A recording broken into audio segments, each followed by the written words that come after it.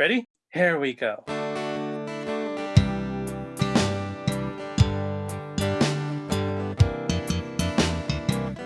Different points of view and highs and lows. A new perspective everywhere you go. Open up your mind, drown out the noise, and see if this connected.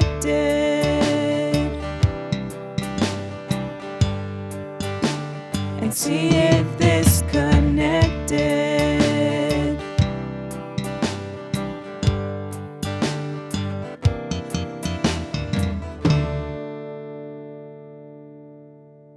What's up, fam? The mission of this Connected podcast is to connect generations and situations about faith, life, and whatever comes along the way. To not necessarily agree, but be listened to. These conversations, of course, highlight the perspective of our various guests, and you are always welcome to agree or even disagree. But as always, we hope that it is done in charity. Now, here's your host, Catholic.Dad. Thank you, Tony, for that introduction again. Now, we've been away from the podcast scene for a while because our excuse was it was Lent. Well, Lent has passed and Easter has passed, and we're coming back with another episode. And I think this episode is important to come out because certain things are happening in our community that is important to put light on. So this episode, fam, is going to be a little bit darker. It's going to be full of truth, and it's going to be filled with answering questions that you guys posed to us after I reached out to you on what you would ask. Now, you might be wondering, what could they be having a conversation about on the podcast? Well, one of the things that's happened recently in our community is that Planned Parenthood has decided to open up a clinic in our city. And that's something for me that was, I was speechless because we've always fought this fight in stopping abortion within our community, within our society, our country. And it hits home when it's only 2 miles away from home.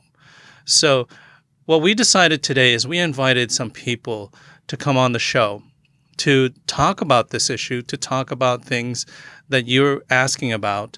And that's what this conversation is going to be about. So, say a little prayer, open your minds, and truly put yourself in a place where you can have that compassion, where you can have that thought of what is our world coming into and where do I stand morally, spiritually, politically on this topic? Where do I stand? Where does my faith put me?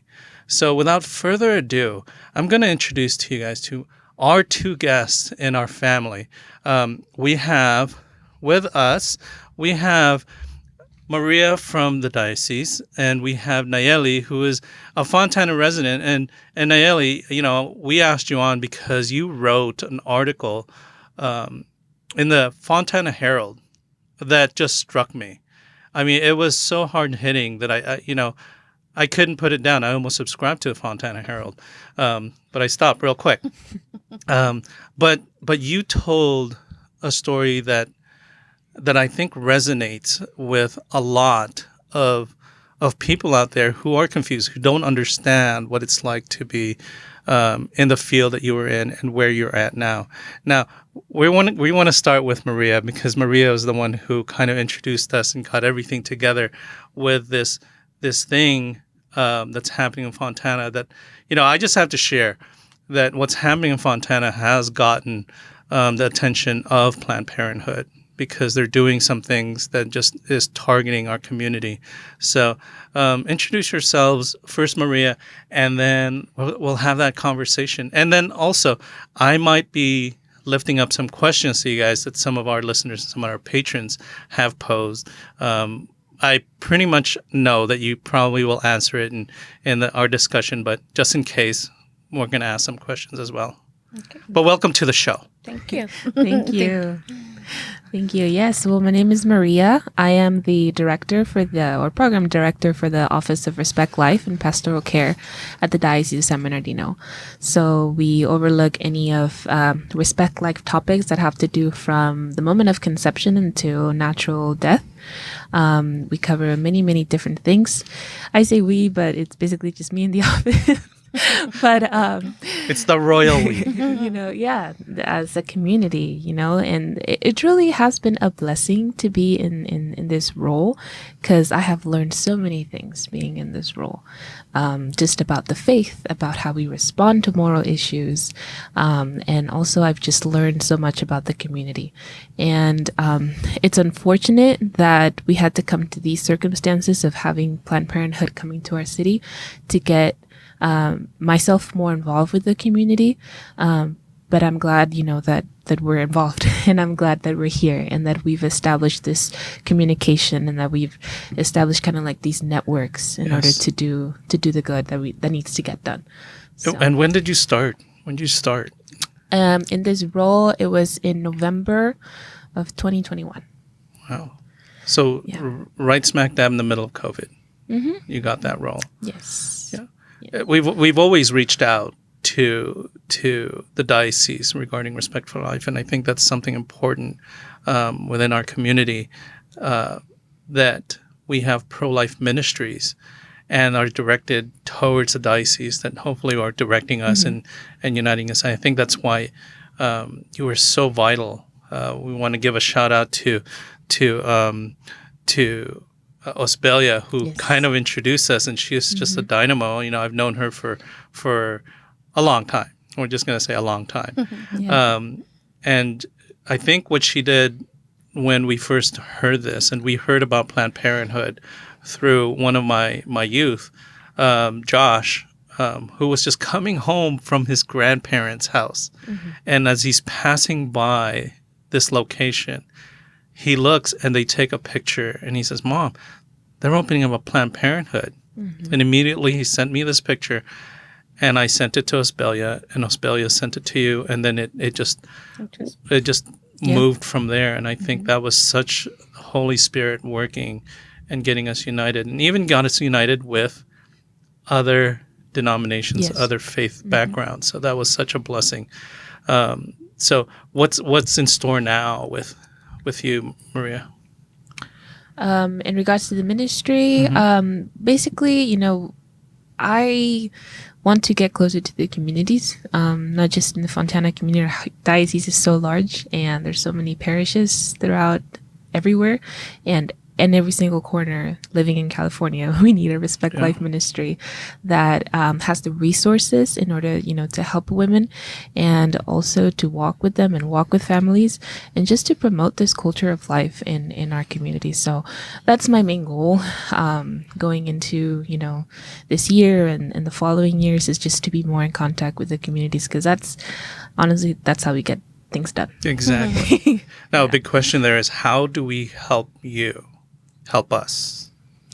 I think the greatest thing is communication. Like how it happened here, you said, Osbelia, she sent me the picture. I follow you on Instagram, so I saw like all of your posts as well. So it was like that communication of knowing what's going on, realizing, okay, the community needs this exactly at the moment. So how can I come in? I figure that out, and how can I come in and support you guys in what you're doing? So I guess that communication is so essential, because if I don't know about it, then, I won't be able to help. I won't be able to support. So I think that's the main thing. That communication is the main thing, of knowing what's going on. What do you need from me? There's a lot of resources that are in the office that I can just send out, and I can go down to the parishes and have a conversation and see what else that I can do. But it starts there with that initial communication of reaching out and letting me know, hey, Maria, like, we have this thing going on over here, or can you just like help my parish be more pro-life or something? We can always do something to build this culture of life in our communities. Always need a pro-life speaker. You can call on Maria. No, I know this is a serious topic, and most people who know me know when it becomes a serious topic, I kind of nervously laugh and joke around. So hopefully, listeners, if you're like, why are they laughing on such a serious topic? Well, people when they're uncomfortable tend to laugh, and this is an uncomfortable topic because we're talking about life and the life of the unborn. And for our friends from Bethel Christian, I was looking for the shirt, the preborn shirt. I was going to wear it today, but I couldn't find it. I think it's in the laundry. So there was the intent to wear the shirt. So Nallely, your article in the Fontana Herald was unexpected for me. I see a lot of articles that usually will come from far off distances, people we don't know. And I think that's why it's important that we connected with you, because we need people to hear that is visible to us, someone who is what we would say is one of our people, from the Diocese of San Bernardino, from our own city, from our own area, someone that is, as my youth would say, real, instead of some person from far off. And you shared a story in that Fontana Herald article. And then for you fans who haven't read that, you need to read her article. But we asked you to come on to share a little bit more, or even share that, because I think a lot of people haven't heard it or haven't read it. And I think it's an important story, and it's an important part of your life, and which would be an important part of our pro-life, to hear from you firsthand, a physical person that we know, that we can talk to, that actually went through those things. So it's not like, Arnell's telling, colloquial stories from some distant person that he heard about. This is a person that he met. This is a person on our show who's sharing with you, this is what happens. This is what happened to me. So first, tell us who you are, where you grew up, and things like that. And then we'll talk about your story. Yeah, well, thank you for having me here. And, thank you for getting this together and doing it. So my name is Nallely, and I live here, and I grew up in Santa Maria, California. And first of everything, I'm a mom of 4. I have 4 kids. I was a teen mom. So I was living in Santa Maria, and I was pregnant at the age of 14. And I remember telling my boyfriend back then, I was like, I think I'm pregnant. And then he's like, do you want me to talk to your mom? And I was like, no, just let her find out, because she's going to kill you. She's going to do something to you. So, I kept it in secret for 4 months. My mom found out when I was pregnant, and I was 4 months pregnant. And she took me to the doctor right away. And in that moment, it hit me that I was so young, that I was only 14 years old, turning 15 next month. And I was afraid. I was mad at myself. I didn't have really a big relationship with God. We grew up Catholic, but just going to church probably like once a year, Christmas, Easter, and my first communion. And that's it. We just did like the things that we thought were normal. That's how my mom raised us. And so we didn't go to church daily. I didn't really have a relationship with God. So at that moment, when I was there for the ultrasound, I remember looking at the ultrasound machine, and the head was humongous. Okay, it was so big. And I was so mad, right? In that moment, I felt this anger. And I remember the doctor saying, do you want to listen to the heartbeat? And I was like, I don't want to listen to the heartbeat. Like, I don't want her, and I don't want her.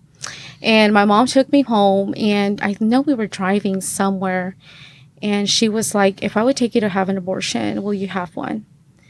And I turned around and I was like, no, You know, I was like, I don't really know what abortion was because abortion wasn't really talked in the home. I was like, abortion sounds scary, so I guess I say no, right? So, you know, she turned around, we went home, and it was hard. It was hard a couple of months because it was hard accepting that I was going to be a mom. I was like, why me? Like, God, out of everyone, why did you do this to me? Like, why? And my sisters would look at me different. My stepdad wouldn't even talk to me because he was like, she needs to leave. Like, I can't have her here. And my mom was like, you know, my mom stepped up in that moment. She was like, you know what? If I have to choose someone, I choose my daughter and you can leave. So my dad was like, that doesn't sound right. So it was hard because I wouldn't even like go downstairs and have a meal with them because I was just embarrassed. You know, I was like, why? And I remember telling my husband now, I was like, you know what? There's times that I laid on my stomach. There was times that I laid on my stomach because I wanted her to get out. Like, I was like, you know, I don't want you. Please get out of me. Like, I don't want you. And I would lay on my stomach and nothing will happen. And I would tell him this and he's like, you know what? He's like, how about you don't harm her? How about you don't do anything to her and you have her and give her to me? And then you can live the life you want to live. And I was like, that doesn't sound right. Like, how am I going to have a baby and just give it to you? So I went home that night and I was like, okay, I got to change this. I got to do something. And in that moment, like, I started loving her. I was like 7 months pregnant already. And I was like, okay, you know, I love you. And we started naming her by her name, you know, Andrea. And, you know, you can feel how she was just moving and so happy. And I was like, okay, I guess I'm going to do this. And I had her like a month later. I had her at 8 months and she's amazing. You know, she's 20 years old now and going to nursing school. And, you know, she's amazing. And she just told me a couple of days ago, she's like, I want to do something like what you are doing. You're like changing the world. You're out there, Mom. So I want to do something like what you do. And I was like, you know, we're putting that seed out there. So by the age of 19, I already had 4 kids. And the relationship with my husband back then wasn't great. You know, because we got involved in this too young. Like, we had no idea what we were doing. We didn't have a relationship with God. We didn't have a relationship with our parents. So we just thought we did what we thought it was good. You were kids raising each other. We were kids raising each other and raising a kid. And we had no idea what we were doing. So by the age of 19, I already had 4 kids. And the only thing he's amazing, right? Because he always spoke up for our kids. Like, I remember when I was pregnant with my 3rd baby and I went to the doctor and they said that he had Down syndrome. And I was like afraid. I was afraid because I was like, oh my gosh, what am I going to do with a sick baby? And I remember they offered an abortion. That was like 7 months. And my husband's like, you're not going to do it. Like, we're going to have it. And that's a blessing. And I'm like, no, that's not a blessing. Like, that's not good. And my baby came out okay. He's like healthy as can be. So I just, you know, like, what gives us the right to take that life away just because it has Down syndrome? What's your husband's name? Jorge. Jorge. Yeah, he's just like my new hero now. Yeah, he's. I'm just saying because he's amazing. Like, you know, and I see him all the time, and he stuck with me since I was 14, and I was not the best person ever. He was 18. So, and here's the thing: most people, you know, when hear stories about women who have abortions, usually the guy who's like, "You need to get an abortion." Yeah. And he, you know, what resonated with me, what you just said, is he says, "You know what? Have the baby and give her to me, and I'll take her away and you can leave." I mean, he chose. I'm like, dude, he chose that baby over you. Yeah. And you were like, what? Yeah, I was like, that doesn't sound right. Like, I carried her for 9 months and I just give her to you and you take her. That makes no sense. So that got me thinking that night. I remember I went home and I was like, I can't just give him the baby. And then your response to your mom is just saving grace. When your mom says, do you want to get an abortion? You know, and a lot of people out there who says, well, she's Catholic, how dare she? You know, a lot of people don't realize that parents in their love of their child sometimes makes rash decisions and make statements like, do you want to get an abortion because it's what we're taught? I have to share, my mom passed away 4 years ago. When my brother got someone pregnant, she literally said to him, you need to get an abortion. And you need to get her an abortion. And my brother said, and this is my brother who's like an ass. Yeah, he's going to hear this, but it's true. He said, you're a woman that goes to church. How dare you? But, God works in mysterious ways in people. Yeah. And your response to your mom is, no, even though if it's out of fear, there's a seed planted in you, which is amazing. Heroes. You and your husband, and you stay through. Yeah. And and I look at my mom now, and I'm like, she was probably afraid of what her family was going to say, of what, why did she get pregnant? See, where were you? And with this and with that, and all the blame that was going to come to her. So, she made that, probably just brought that up without even thinking and without even knowing what I was going to say. What if I said yes? Yeah. Where would my life would be right now? Where would she have taken me? Yeah. And I'm like, I just said no. I was like, no, and I was like, what do I do? And a lot of that is in our cultura. We have to save face. What are people going to say about us? Because that's what my mom said. It's like, well, what are people going to say about us? Yeah. But, we have to get past that. I think that's educational for young people out there. We have to educate our parents that it's not about that. Yeah. But go on. I told you I was going to interrupt like this. Yes, you did. And so we were 19. I was 19. He was, 24 probably. And so the one thing he said is, you have to go to school. You have to continue going to school because I don't want you just having an easy job. Like, you can do better. Like, I want you to be better. So I was like, okay. So I was sitting in my living room and I was watching the TV and a commercial came up of medical assistant. And I was like, okay, medical assistant. And I was like, hey, I think I'm going to go to medical assistant school. He's like, okay, go for it. So I used to go to school in the mornings. He used to go to work at nights. He had 2 jobs and he was making it work. And so I went to school for medical assistant. And then, I started looking for a job and I found myself working at community health centers in Santa Maria.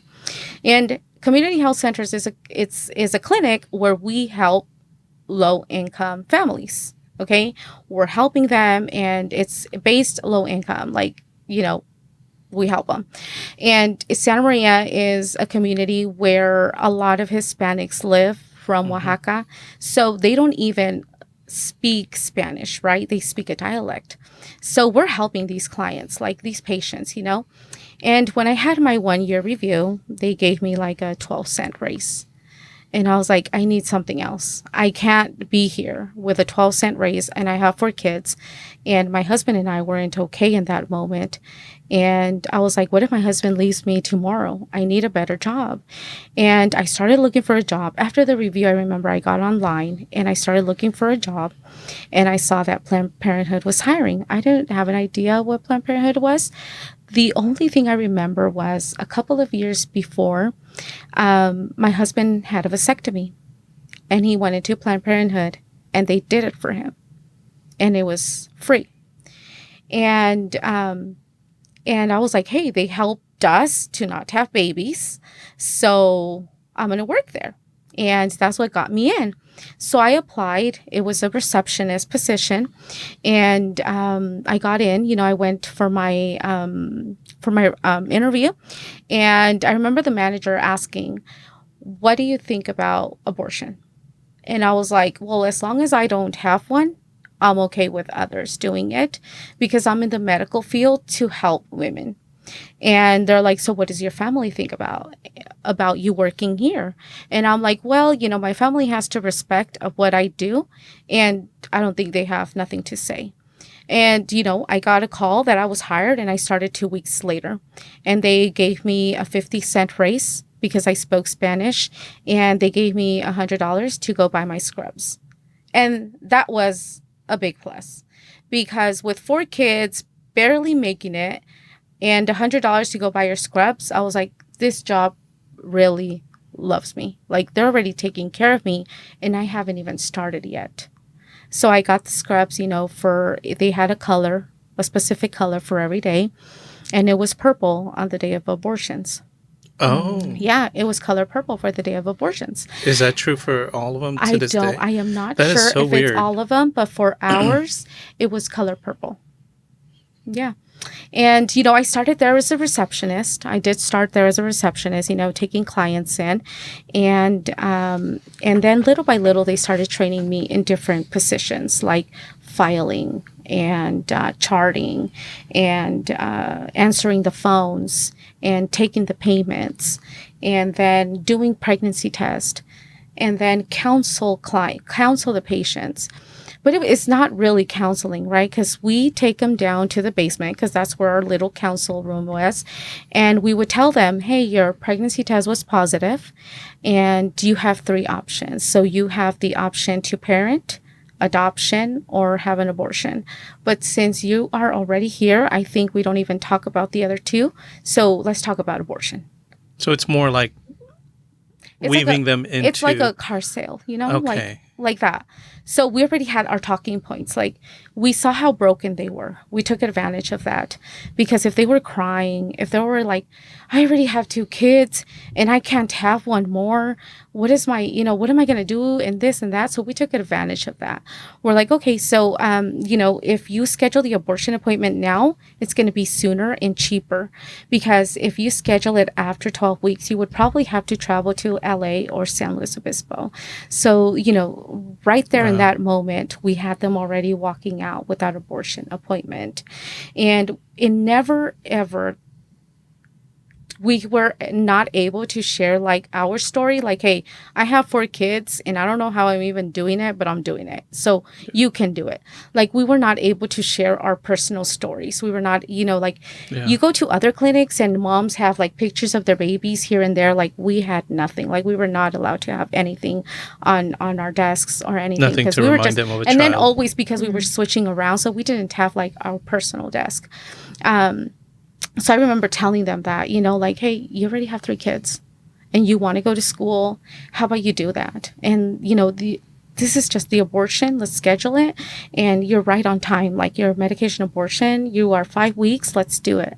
And that's how we would tell the abortions. So we call it grooming, right? Because they got me prepared. So when I was ready to go work upstairs in the abortion clinic, I was already... they hooked you. Yeah, I was already like not really paying attention to what we were doing. I was just paying attention to doing a good job because I had 4 kids at home, because I had a family at home. And that's the only thing that kept me going, like, let's do this. So we did abortions once a week, every 2 weeks. So we probably saw that day, it was only abortions. The other days we did pap smears, we did pregnancy testing, we did STI testing, no mammograms. Okay. I don't know where they get that. They do mammograms. Like they don't do mammograms. They don't have no machines. They don't have anything. Like they don't do mammograms. But they do the other basic stuff, and they give out medication abortions every day. The medication abortions go out every day. But the surgical abortions, they were only scheduled once a week, every 2 weeks. And they switched it. They switched it from days. So if this week fell on Monday, next week it will fall on Thursday, because they didn't want the people outside to be on the day of the abortion. Okay. Because the people outside praying, they thought, hey, Mondays they do the abortions, because today people were walking in at 7:30. So let's be here next Monday. Well, it wasn't like that. We switched the days so the protesters wouldn't be outside, interfering with the clients. Did that affect? Yeah, they do say that. They do say that 75%. No show to their appointments when they see a peaceful prayer out there. Because if you are out there praying and yelling and saying nonsense, people are just going to walk to that abortion clinic. But if they see you with the rosary, the rosary is very powerful. And anyone who sees you with a rosary knows what you're doing, right? Like, you don't drive through a dentist. You don't drive and people are outside praying your dentist's office. Like there's no one praying outside your dentist's office because nothing bad is happening. But there's people praying outside of a clinic where abortions are done. Yeah. So when we drive through a street, that's what caught my attention. I was like, hold on, there's an abortion clinic there? Like I didn't have no idea, you know? So that's what gets you. Like, okay, someone's praying out there. So that's why they switched the days, because they didn't want, you know, no shows. They wanted those 20 clients to come in. So little by little, I got trained in the abortion clinic. So first, I moved the patients out of the room after the abortion. So I would move them into the recovery room, which wasn't bad. I thought, this is easy. Like I just move them. I don't see anything, right? I just move them into the recovery room. Help them get dressed, give them a cracker, give them a little cup, a Dixie cup of apple juice, and help them recover, and they feel better. And we would give them a whole year's worth of birth control pills and a bag of condoms, and see you in 3 months, because you'll probably be back in 3 months. So that's the aftercare is that's condoms the after. And pills And a bag of pills. and a bag of pills. Year worth. Don't forget the cracker and the Dixie cup of apple juice. Yeah. So how long is usually a procedure though? The procedure was probably 5 minutes. Wow. Yeah. So they were there probably for like 12, 15 minutes just for them to, you know, stop feeling a little bit groggy, help them get dressed, and make sure that there's someone outside picking them up. That's the aftercare they get. And then that was like my first position in the abortion clinic.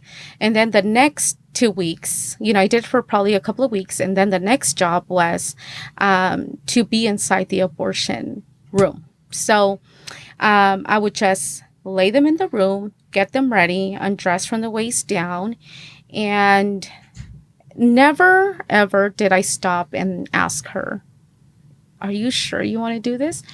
Because there were a lot of them crying. Mm-hmm. There were a lot of them crying.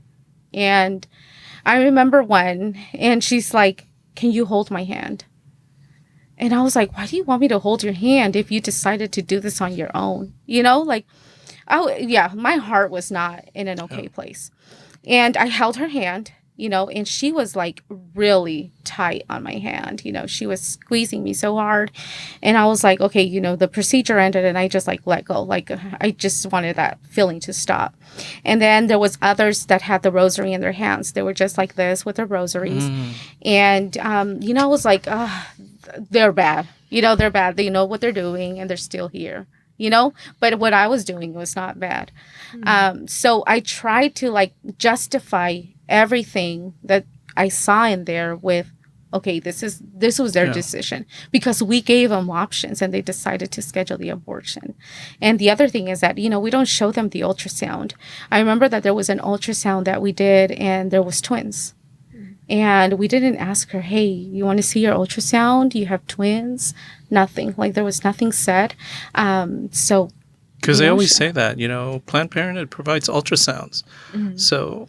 Yeah, we do provide ultrasounds. And the only reason they provide ultrasounds is just to see how far along you are. And, you know, if you can qualify, if you can have the 12-week abortion at the clinic. Wow. So that's the ultrasounds we did. It's a decision maker. Yeah, we never offered like, hey, do you want to see the ultrasound machine? Like it was, you know, moved this way. And there was a purpose for that. Yeah. So they wouldn't see it. Yeah, because once you. Yeah, and no heartbeat. Like the machine was turned off, and it was, you know, it was like that. Yeah, and then a couple of weeks passed. That was my position, you know, working in there, and then that job was to turn on the abortion machine. And, you know, let it go on. And then when he would tell me to turn it off, we would turn it off. It was probably like 5 minutes. So, you know, he's going in there blindly doing the abortion. And I always refer it back to a dentist. Like who goes to their dentist and their dentist covers their eyes and pulls out a tooth? Like nobody would ever let that happen. But this doctor would poke around for like 5 minutes, right? They have an ultrasound machine. They do have an ultrasound machine, but that would take more time. Oh. Yeah. So, you know, they go in there blindly. You know, they're poking at you. They're probably like, okay, this came out, this came out, this came out. Okay. So we would take the jar. I would take that jar, and I would hand it to the person at the Products of Conception lab. And I would hand it to her. Products of Conception. Yeah, the POC lab.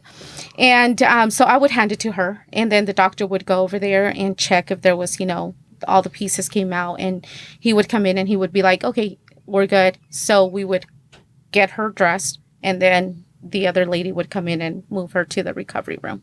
And then we would have to hurry up and then get the other patient ready. And that would be a process from like 8 to 12. Wow. And then I worked at the POC lab. And gosh, that was easy in that time, because I didn't see it as we were doing something bad, even though I saw like baby pieces, because after that jar would come out of the room, we would empty it into a petri dish, like the ones you bake at home, and on top of a bright light, and we would put it there, and we would empty that jar there.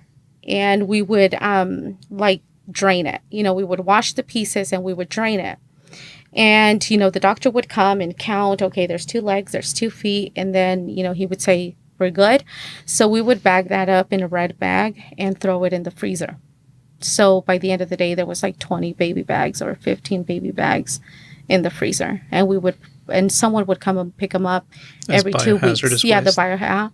They would come and pick it up every 2 weeks. So to be incinerated. Yeah, so probably like 40 bags by 2 weeks, And there was one time where the girl was 16 weeks. And we were only doing abortions up to 12 weeks. And I think the doctor, he did abortions up to 9 months. And he was like, we have her on the table already. I can do this. And we did a 16-week abortion. And I remember that baby, because that's the baby, I remember of the abortion clinic. He was a fully developed baby. They pulled out his head because it couldn't go through the machine. And I know this is so hard. This is so hard to even describe, right? But I think sometimes we just have to describe it so people can know that this is not normal, what we're doing in there. I think it's important what you're about to say, and I want you to describe it as detailed as you can. And the reason for that is I think we simply sugarcoat a lot of these things that happen. And I just remember a story of, in 1950s of Emmett Till, of who was beaten to death by, racist people in the Deep South. And it was that sparked the outrage, because people saw what they did to a 13-year-old African-American boy. And I think when we describe this, it makes people cringe, uncomfortable, sick to their stomach. And I think we should be feeling that, because if we're not feeling after you tell us these things, if we're not feeling sick to our stomach, if we're not cringing, or we're not getting, shivers down our spine, then we've become desensitized to this lie that we've bought into. Indifference. And a world of indifference is, I remember my mom saying to me that the opposite of love is not hate. It's indifference. Yeah. And when you're indifferent, then you can just basically tune it off. I'd rather you hate me than be indifferent. So, go on. Tell us what happened. Okay, so I'm going to explain the medication abortion first. So the medication abortion, if you have a medication abortion, it takes 2 to 3 days. So the first pill is called Mifeprex. It starves your baby to death by blocking the hormone that helps your baby grow and develop. And then the next pill, usually there are 4 pills called misoprostol, and this medication causes your uterus to contract so that you can push your baby out. So you will bleed, and it is painful. So I remember telling the patients when they were getting their medication abortion, go home, just call it a day. And it would be mild cramping, like if you are having a period. That's how we would just tell them that the abortion was going to be. And it didn't hit me until I watched the movie Unplanned, where Abby was having the abortion in her bathroom and she was just bleeding out. And in that moment, I was like, how many moms didn't go to their bathrooms, didn't go to their home and have so much pain and not only mild cramping, and they would take this all on their own because nobody knew that they were having the abortion. And they wouldn't go into a hospital because they would be embarrassed to tell them that they were having the abortion. So how many moms did I lie to? You know, how many moms had so much pain, or how many moms didn't even deliver their baby and that they had to go to the hospital and get the abortion done? You know, so that was very hard for me. Like, why? You know, and I just never saw it wrong. And then the surgical abortion. The surgical abortion is the doctor will numb your cervix with lidocaine. He will insert metal rods called dilators and out to dilate your cervix wide enough for the suction cannula to fit. So when you deliver your baby, you know, you dilate on your own. So what the doctor is doing is he goes in with rods, different sizes, and he stretches out your cervix. And he stretches it out until he knows that that's the size where he can get that baby out. And I remember this because I was so curious about how the abortion procedure went. So I would stand behind him and I would watch the abortion procedure happen because I was like, wow, this is so amazing. Like, how do they make this work? And I was there like watching how he did it. And I don't know if the moms were in pain or if it was enough lidocaine but no one said anything like, hey, are you doing okay? The doctor had no conversation with the patients. Like, there was never a moment that I saw, hey, how are you feeling? Are you feeling okay up there? Nothing. Like, it was like robots. We were like working robots there, like just doing our own thing. Like, everybody mind their own business. So the machine is very loud. Okay. The machine is loud. And I remember that noise and I remember that sound. I remember that smell. Like, that smell is something that, you know, you won't ever forget. So when he has you dilated, he will attach the cannula to the suction and he will go in around and he thinks he has enough blood and tissue in the glass jar. So he hands that glass jar to the assistant and the assistant takes it to the POC lab. So he will go in to the POC lab and see if he has the pieces. And if he's okay, the patient is ready to go and the next one comes. And that's how abortions go. And this is a procedure, like I said, of 5 minutes. And I remember that, you know, we were talking about that little baby and his head was fully developed, like it was there. And you can see his little eyes and his little hands were folded.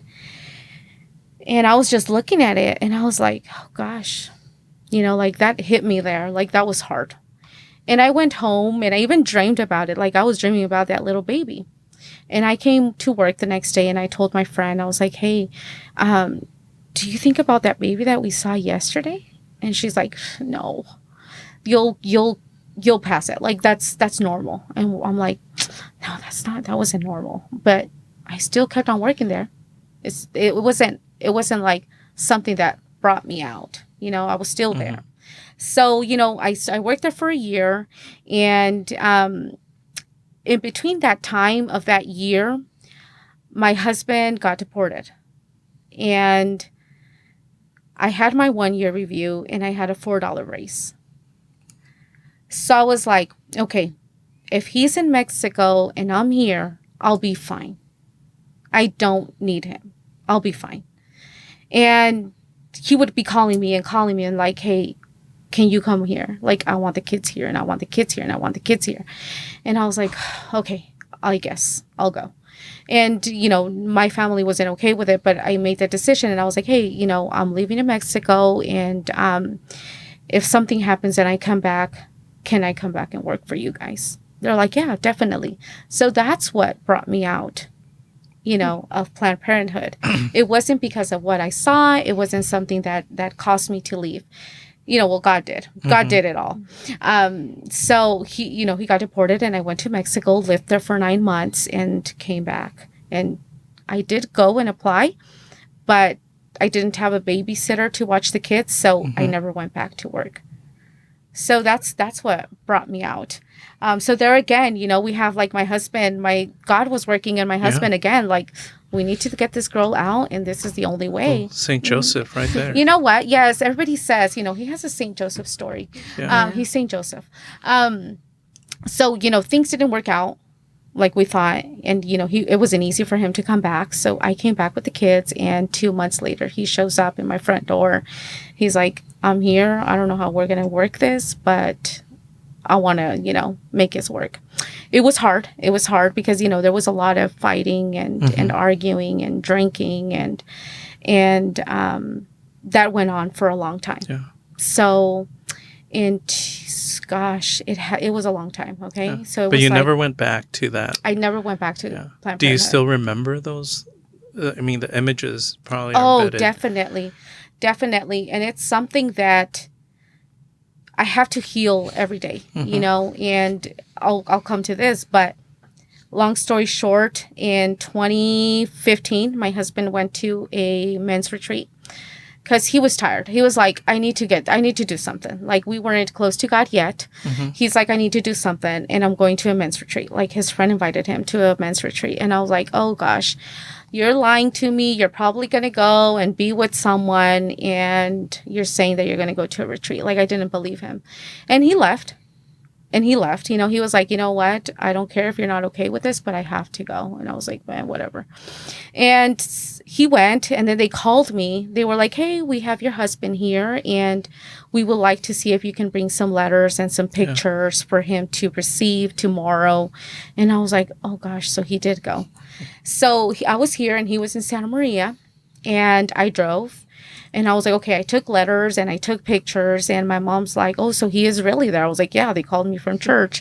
And I remember when I went to pick him up, you know, they did a mass, and I was looking for him. You know, I was like, okay, where is he at? So he came out, and he was like, oh gosh, he just looked different. Okay, like I don't know, he just had a different look. Yeah, it was changed. He was changed, yeah. Yeah, this always makes me cry. And he was crying, right? Like, he was just like looking at the image of God, and he was just crying. And I was like, oh, what did they do to him? Like, they probably like drugged him up, or they probably did something to him, because this is not normal for him to be just crying and singing and dancing. And I was like, okay, this is not okay. So they finished mass, and then they had them give their testimony, and he went up.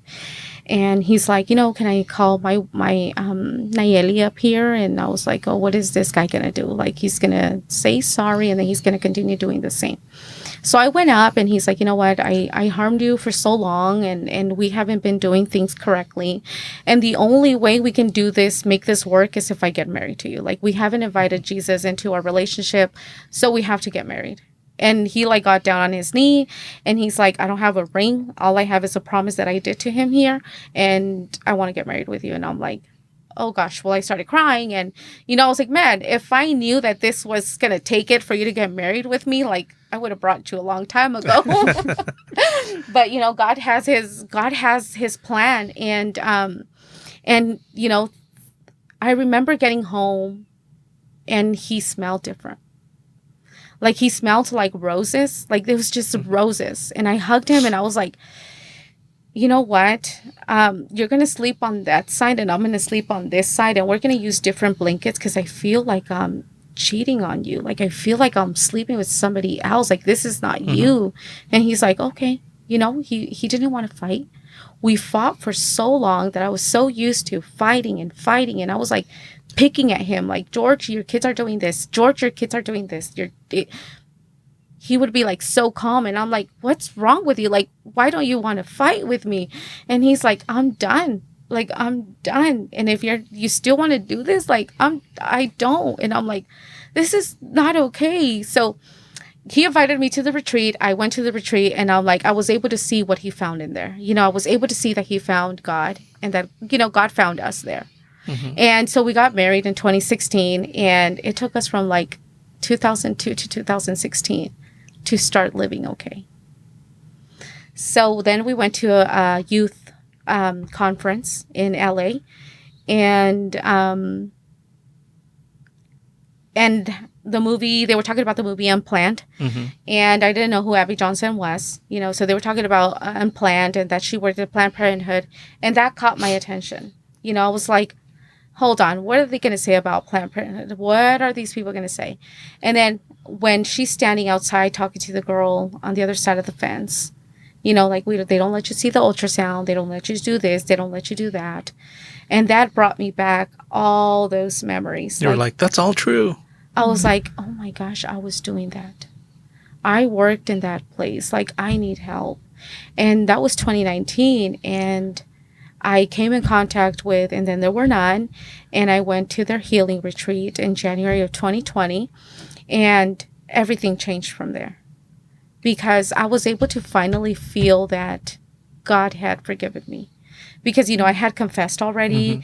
The priest was like, hey, you're good. You're forgiven. Like, you can go on and live on. And I'm like, no. But I still felt that, burden. And when I went to that healing retreat with, and then there were none. Tell us about what, because a lot of our listeners don't know what that is. Okay, so, and then there were none is, it's a ministry founded by Abby Johnson, which is, the movie Unplanned is about her. And she started this ministry to get abortion workers out of the abortion industry because she is able to understand what has us in there. Most of the workers in there are moms. They have children. And that's the only job that will pay us well, that will offer insurance, and that will give us $100 bonuses. Because I remember 2 months in, I got a $100 bonus. And I was like, hey, this is enough for 2 boxes of diapers. Because I had little ones all in diapers. And I was like, they take care of you. And they teach you every position there is in the office. Like, what kind of job does this? You go and apply for one job, and they have you sitting in the same place for a year and not them. And that's what I loved about them. Yeah. They sent me to Santa Barbara to get training. They would pay for my mileage, like all these little things they would offer. So that's what gets us in there. And every other worker is probably the same as us, just trying to raise a family. Trying to make ends meet. Because that's all we can get into. We believe, right? And it's hard to get out because you've gotten used to that lifestyle. Yes, because where are you going to go find a job that pays you $18 and then you go and find a medical assistant job that's only going to pay you $14, $15. So that's why you don't leave that job. That's what I was like, hey, $16, I'm good. That's true. And you're coping with it with, it's not me. They have a choice. Yeah. Wow. And so you went to that retreat and did that work on you? Did that help you out? Definitely, yes. I remember because it's like, ¿cómo se dice? El viñedo de Raquel, right? Like Rachel's Vineyard. Rachel's Vineyard. Post-abortive moms go in there and heal together. And here with this ministry is abortion workers go and we heal together. Wow. Because when we talk about that smell, when we talk about that sound, we all know what we're talking about.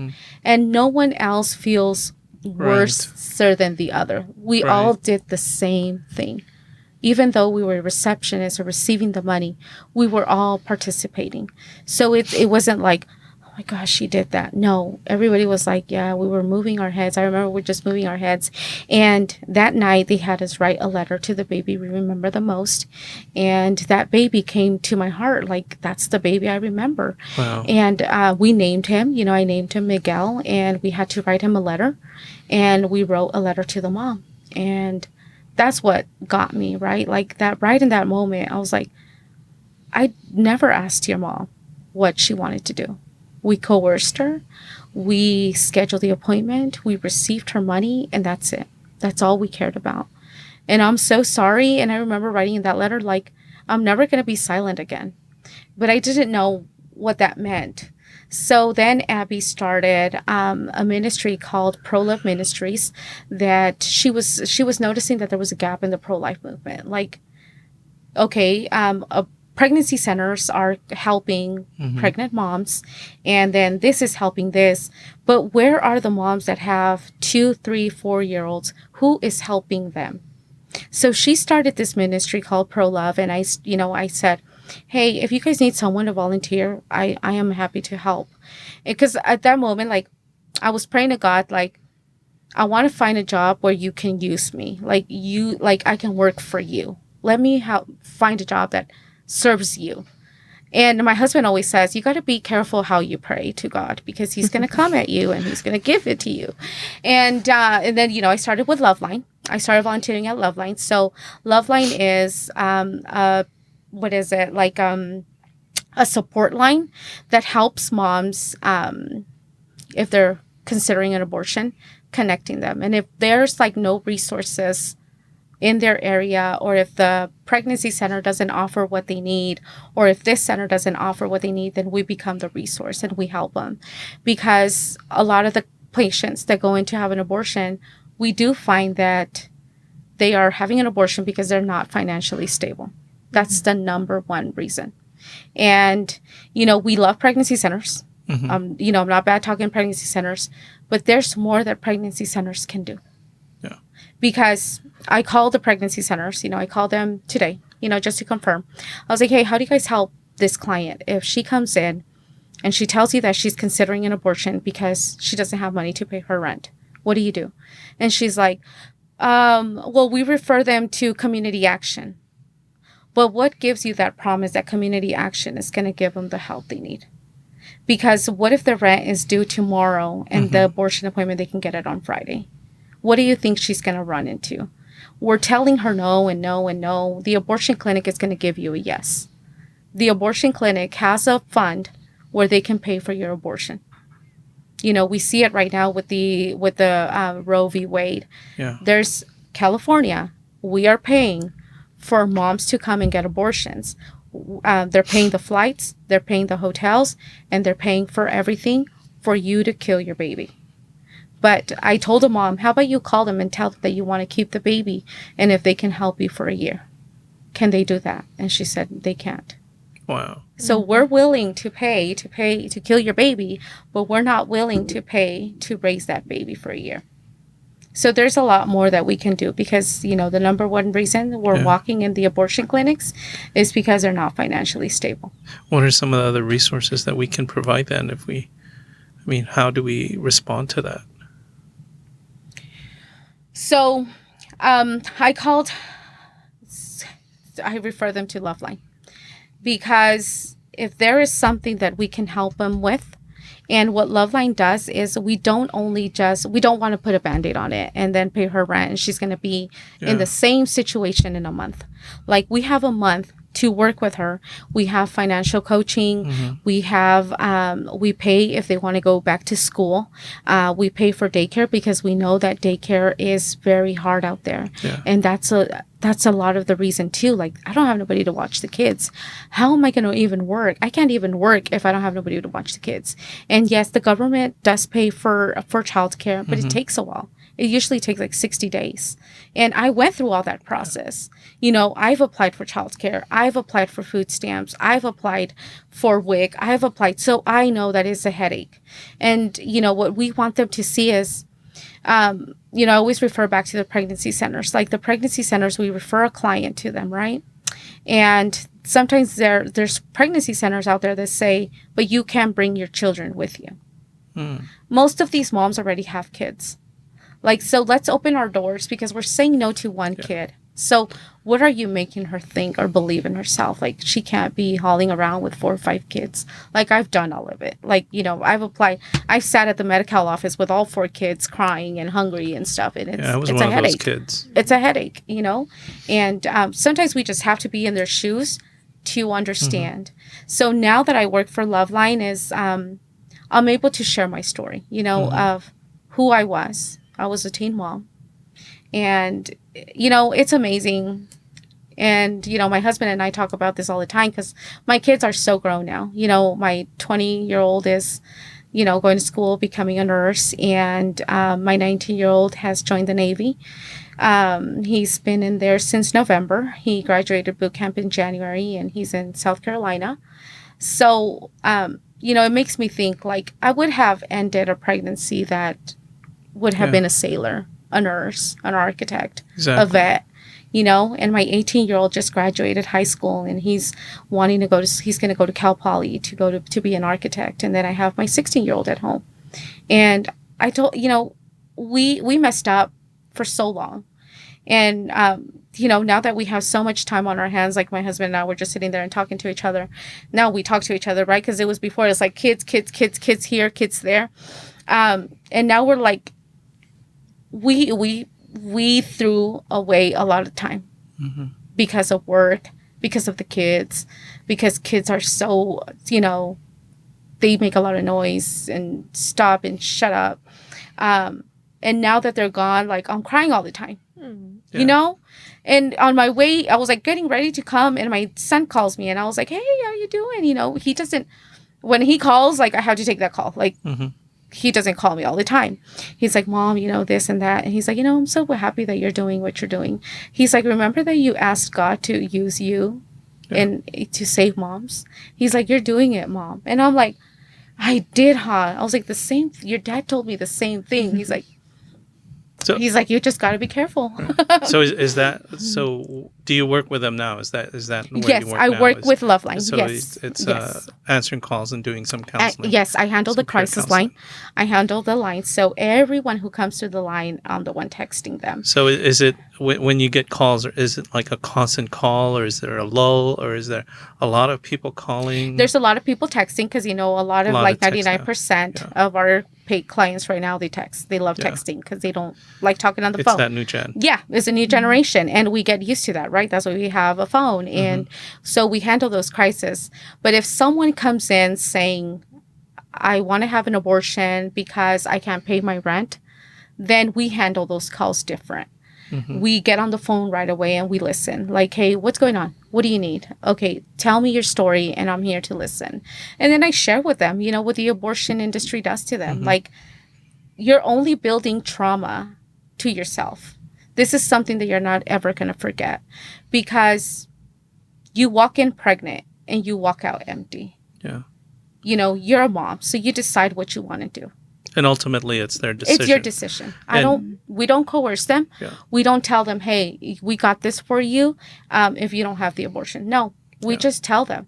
I tell them, hey, I was a teen mom. I had 4 kids. It's hard. It is so hard. So what's kind of like the average of people who go in there and get that peer counseling and then say, you know what, I'm still going to go. Okay, that's heartbreaking. So we've been out for probably since 2019, and I probably had 2 since 2019 that have called me and said, hey, I went to have the abortion and I need help. Like, I can't stop thinking about it. So you at least open the door to that communication, and future healing. And I didn't, because there was no judgment. Right? Because that's what sometimes we do. I remember when I was working at the abortion industry, and they said there was a lady praying outside, and she said, there's a special place for you in hell. Oh, yeah. And I said, thank you. I think I know that lady. And I said, thank you. And that motivated me more to continue doing the work I was doing, because I was like, what does she mean? Yeah. What did she mean by that? I'm not even doing anything bad. But then there was another image that always got to me. I remember that I was working in the POC lab, and across the street, because they were not allowed to be in front of our clinic.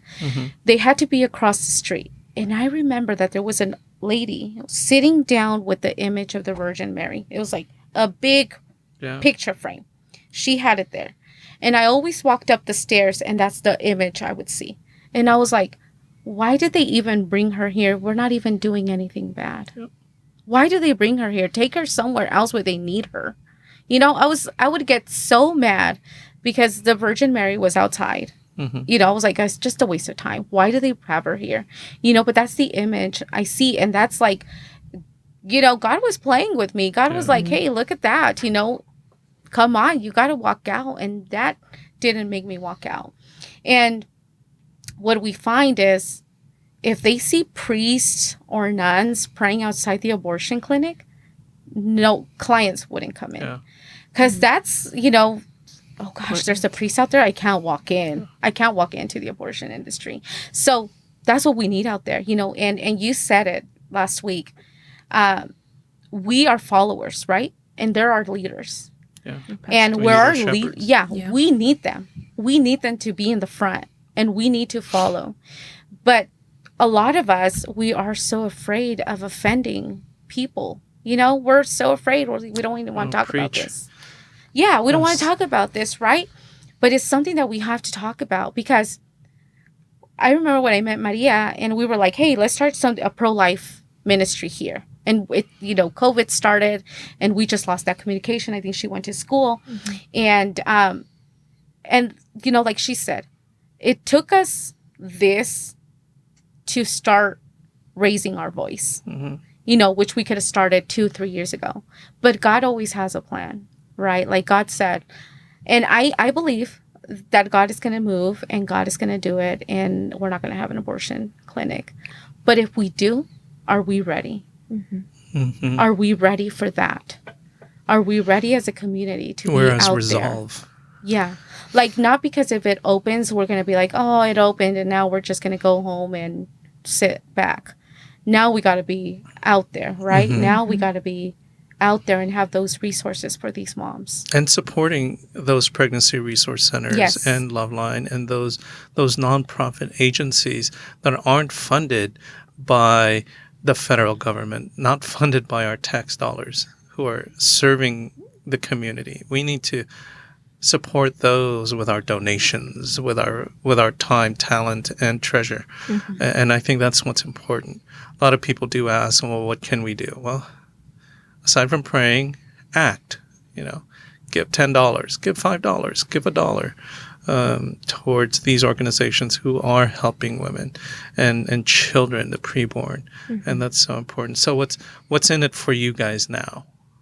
Like, you know, I had so many questions that I think, you know, we could be here for like episode 2, 3, 4, but and we're going to talk about, you know, maybe a podcast on what our future plans are. But now, what are the plans that the two of you have regarding pro-life, regarding this whole situation that we find ourselves in? I think primarily my goal, like I said at the beginning, was like raising up the community. And I think there's a good movement going on right now in our church, like with the whole Eucharistic revival, also the synodal process, and then with the Catholic bishops in California, the We Were Born Ready movement. Like when you ask that question, are we ready? The Catholic bishops, you know, are saying to the community, we were born ready. Like we, as baptized Christians, we can do this, you know? And also the national movement from the United States bishops, it's called Walking with Moms in Need. And what their vision is for every parish to have a ministry that's called Walking with Moms in Need, that every parish becomes like that sanctuary for whatever woman that's coming through their doors, through the parish doors in our community that needs that extra help, right?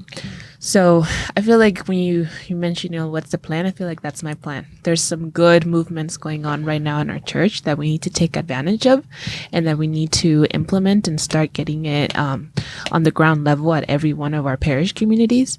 Because I worked at a parish office, and I know that there's people that are walking through those doors asking to speak to the priest, or that are asking for help. And the parish office needs to be prepared to like offer the information and offer the resources so that we can become a welcoming community to everyone that walks through those doors. So I think it starts there, especially as Catholics, and as we are the people that are, you know, in the parishes, that are in the front lines, and any other support that we can provide from the diocese or from the Catholic conference or anything like that, we can trickle it down to where the people are, which is at the parishes. So that's my main goal, and that's my main plan that I want to focus on. That is actually a really great concept. I never even thought of that. I know that we have people who come through our own parish offices seeking, but never, you know, you never hear of a pregnant woman coming saying, hey, I need help. And we are ill prepared in the parish office. So I'd like to talk more about that too, as well. Some of the, you know, a lot of the things that we've talked about are things that are happening. Your story, my story. But we never really get past our stories and what's happening to future goals? What are the plans, and how do we implement that? And I think that's the next step. Yeah. I think that's a future step, regardless of whether Planned Parenthood starts opening all these places. I think our next step as a community, regardless of faith or not, is what do we do to respond? And I think it's in our response, our action, that will determine in the future how society will judge us. Yeah. And that's important for a lot of our young people, our young listeners out there, is how will your children and your grandchildren will judge you based on the actions that you took during this period of genocide, this Holocaust of babies that are being killed in the womb. Yeah. And how, as you, Nallely, got pulled into that whole complex of pulling people in who are in need to be used as workers to do the bidding of what I'd have to say, honestly say, is evil. That's what it is. The devil is in the detail. And he shows you gleaming things and attracts you and pulls you in and then hooks you like a bad drug. And that's I think what's happening with a lot of people who are in that industry. I can't even say if it's industry in that agency or whatever it is, that abortion mill.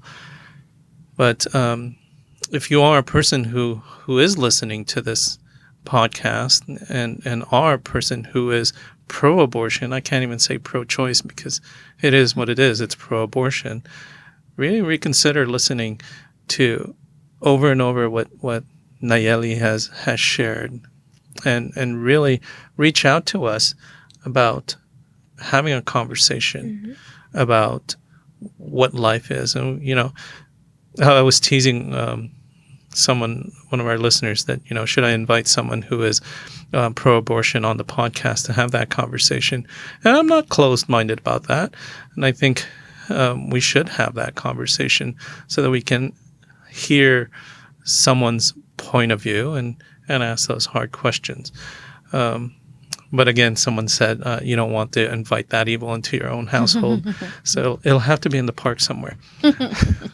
But so how about you, Nallely? What now for you? So I was part of a documentary, She Was Stronger. And I would like to bring that to a showing probably in now. So people can see it's a story of 3 abortion workers, and they followed our story, just what I said here, but they followed the story of three women and what had us walk into the abortion industry and what made us walk out. So we can, do that. Also, I'll be giving a small testimony next Tuesday at the City Hall. Yes. So I'll be sharing that. And, I have, and then we're not helping, cause they're experts in this. So I was like, I want to go in with something powerful and that would make leave them thinking. Because that's what it's, they're believing the lies and they're believing what Planned Parenthood says. But they're not here for healthcare. And even if they're not going to offer surgical abortions, they're going to offer medication abortions. So I'm going to have the opportunity, to share my testimony next Tuesday. And, go from there, like help in any way I can. Like after the article was released, a lot of people have been contacting Loveline. So, we're trying to accommodate all that. So, just trying to work with the community here. And Maria let me know this news, she's like, hey, do you know there's a local Planned Parenthood opening? And I was like, nope, I had no idea. Because I'm all over there in my circle, because my husband serves. My husband loves to serve in church and he's serving. And a lot of people question him like, why is your wife not here with you? Where is your wife? Are you not married and you're just saying you're married? These questions pop up. And he's like, no, she's doing the hard work. Yes. She is doing the hard work. She's at home with my kids and She works for saving babies. Like, I think that's more than enough. And I feel bad. I felt so bad for so long because I was like, why do you have to justify where I am? Like, they don't have to know. But they were like, always like, where's your wife? Where's your wife? Where's your wife? You have to bring her to serve with you. And he was like, no, this is not her calling. Like, her That's calling, right. her church is at home. Like, that's our church, right? That's right. And, that's what I said, because so long we lost time with our kids and they were already they were already leaving home that I was like, I need to enjoy these little times that I have with them. And, when my son left in November, that was so hard because that was my first baby leaving.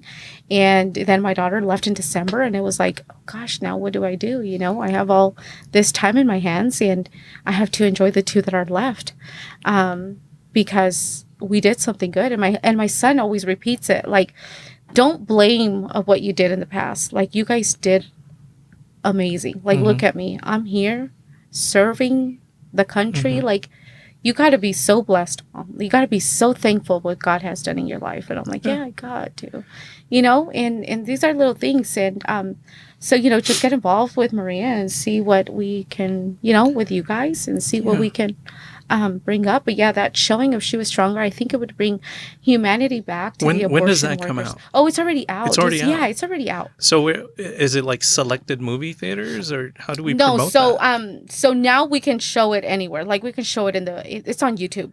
Like, we can just So we can do just a showing. We can just do a showing, say St. Joseph, St. Mary's, and just call people and say we're doing a showing. Because this will bring humanity to the abortion workers. Because everybody looks at us like we are the worst, we are evil, and how did you guys even work in there? But this documentary will show that we are just normal human beings. We even had a listener who said, why would you give someone a platform like that who did so much evil? Why would you give a Nazi something like that? And I had to smile because, this is different because there's repentance involved and there's uplifting involved, and God can pull you out of anything to be able to use you as a tool for goodness. And I think that's what you're being pulled to, Nallely, is your story, your life experience, your things that you went through allows other people out there to see in you themselves. And I think that's what's important to our young listeners and young adult listeners, that, hey, she went through this. I don't have to go through that because she went through this. It's one of those things where I tell young people, as a mentor, the issues I went through, and I share this with you. So you don't have to make my mistakes.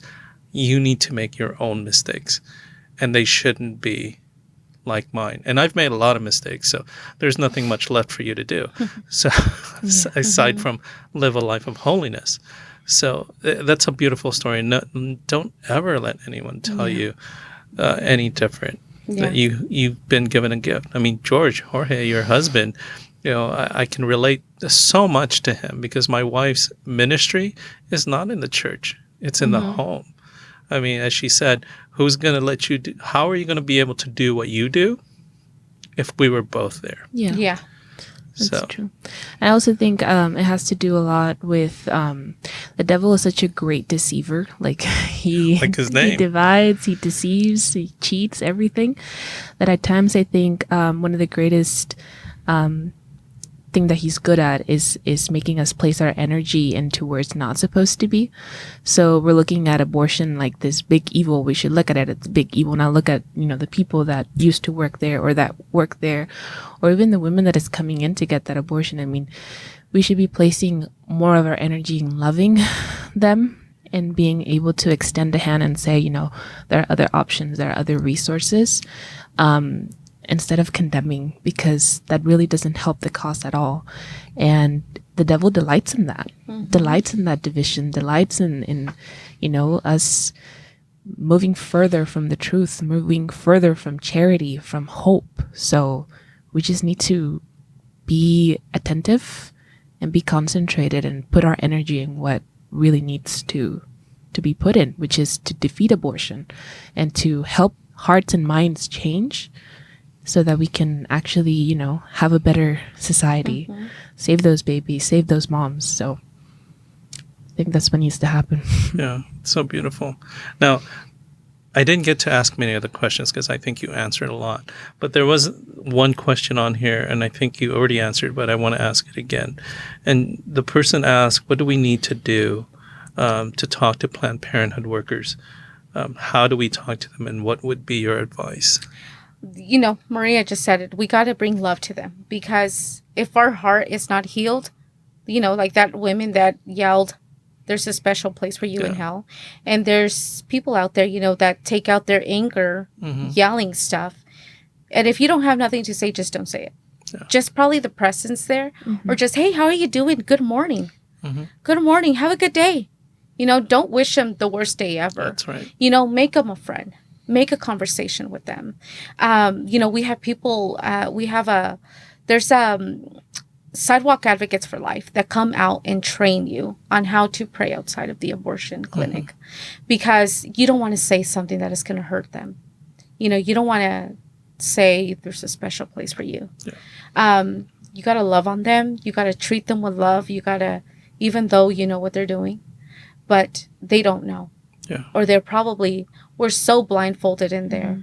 We're working robots, because we were not even allowed to laugh in there. Okay. We were not even allowed to, like, you know, talk or do stuff. No, it was just like everybody was a working robot. And then we would come out. So we wouldn't know how to flush that out at work. So I would flush it out at home. And how would I flush it out? With not respecting my husband, with not treating my kids well, with yelling and yelling and yelling and yelling and talking very vulgar, no respect towards my husband. And that's what I would bring from work to home. Yeah. And, you know, that's what caused that, you know. That's why we were splitting up so much. That's why we were fighting so much. That's why he was drinking a lot. And I was not respecting him, because I was working in a place where we weren't doing any well. So basically what I'm hearing is we need to share more compassion, more Jesus. And if we are Christians, then that's how we should behave. Yeah. There was another question in there, and I think it was, what do we have to do as a community, or something like that? Yeah. And if our church will be out there praying or doing, you know, this abortion clinic wouldn't be open. It's not going to open, because if every mass time would make it out there and unite as a group, it would bring, you know, people to see, and we would see it, and it would make people inside see it, you know, because we're Catholics and we know abortion is wrong, but we're just very comfortable. Yeah. We're just very comfortable. You know, we're in our comfort zone. Hey, I already went to church on Sunday, and that's fine. Let me just sit back home. But if we would all make it out there next Tuesday, if all our church communities will make it out there, it would bring noise, and we would make it seen. Yeah. So we got to be out there. Yeah. So on that note, do you guys have any last words you want to share? You know, if someone is considering abortion, it's not an option. You know, we are here. There was never an empowerment in Planned Parenthood, because that's not empowerment, and telling you that you're not able to do it with 4, 5, 6 kids. So what I'm telling you is, like, you can do it. It's hard, but there's help out there. And if you reach out to the correct group, to the correct church, Loveline, here in Fontana, there's a Sure Pregnancy Center. There's San Bernardino. Yeah, Pregnancy Center. So, you know, they can reach out there, and then they will connect you to the correct place. And then to the moms out there, like, I think this is what I feel. If us parents talk to our kids about abortion, you know, talk to them that abortion is wrong, and talk to them and tell them. If, you know, I finally told my daughter, I was like, if you get pregnant and you're not married, it's fine. I'll love you. I'll love you. I'll help you. I'll love the baby. There's no difference. Because that's what pushes a lot of the girls to have an abortion. Because they're afraid to go to their parents, because they got pregnant before marriage. You know, all of us parents would wish that, right? Like, we want our kids to get married and then get pregnant. But sometimes it just doesn't happen that way. So, I told my daughter, hey, if something happens, don't be afraid to come and tell me. I love you and we'll help you. Like your dad and I, we're here to help you. And she's like, oh, okay, I'm not thinking of getting pregnant right now, Mom. I'm like, yeah, but we're here. Because I don't want you to walking into those doors and then fixing your problem. Mm-hmm.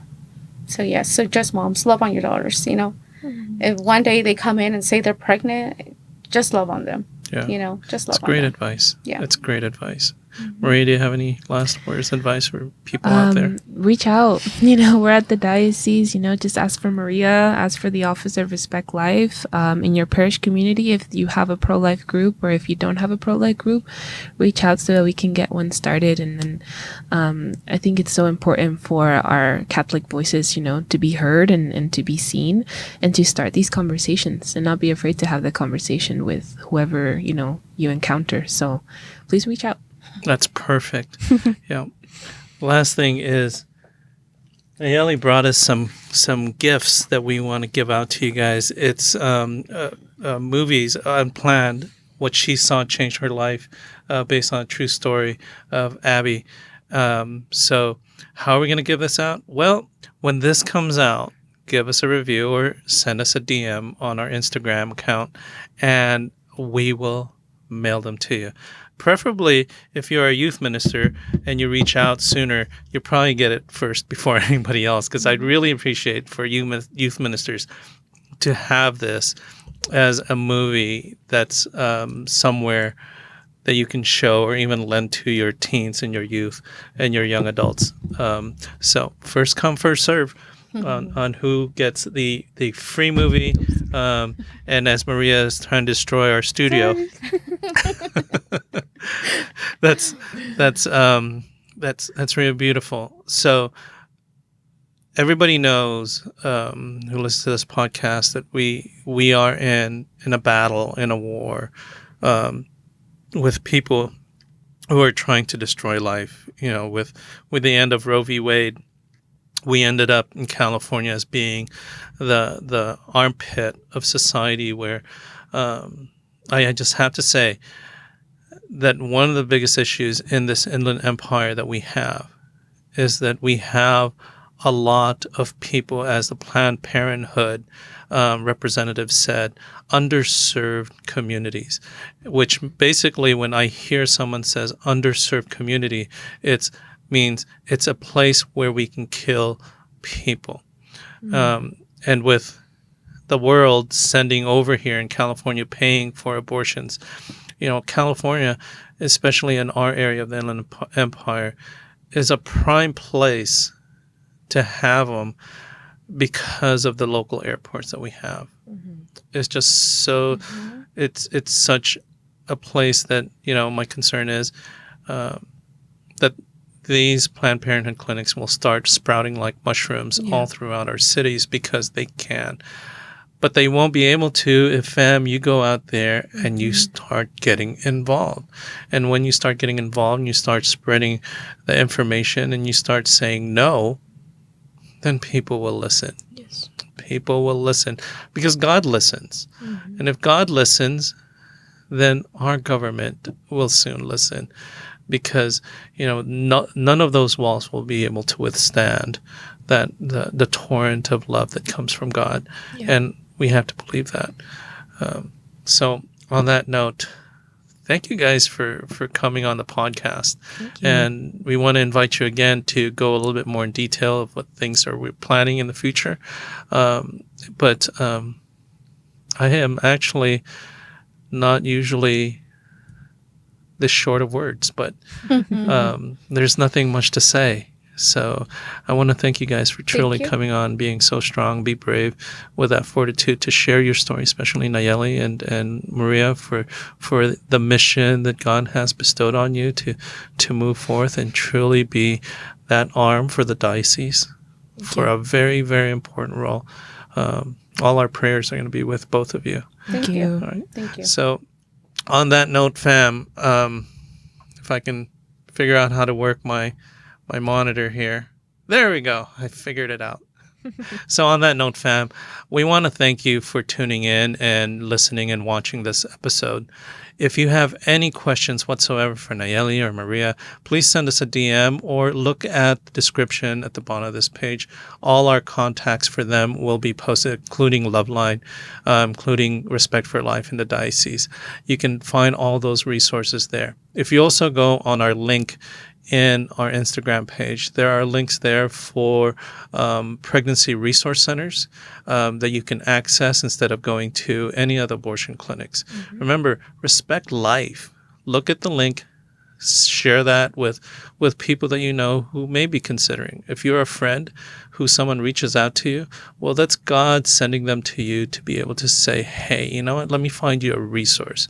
Never ever say to a person, hey, I'll walk with you to the abortion center. That's not what God's calling you. God's calling you to do something greater.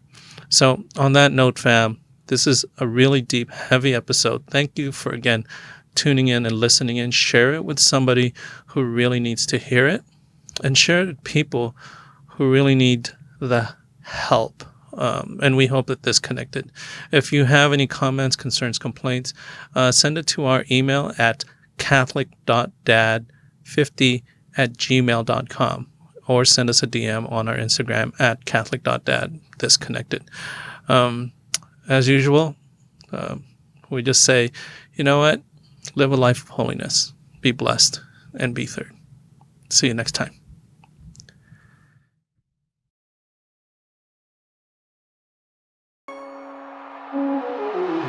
Different points of view and highs and lows, a new perspective everywhere you go. Open up your mind and drown with the noise of different generations of new girls and boys. So sit back and relax, this is Catholic Podcast. Don't overreact if these thoughts are abstract. When it's hosted by Catholic.Dad, who knows what's gonna happen? Hey, what's up, fam? Different points of view and highs and lows, a new perspective everywhere you go. Open up your mind and drown with the noise, and see if this connected.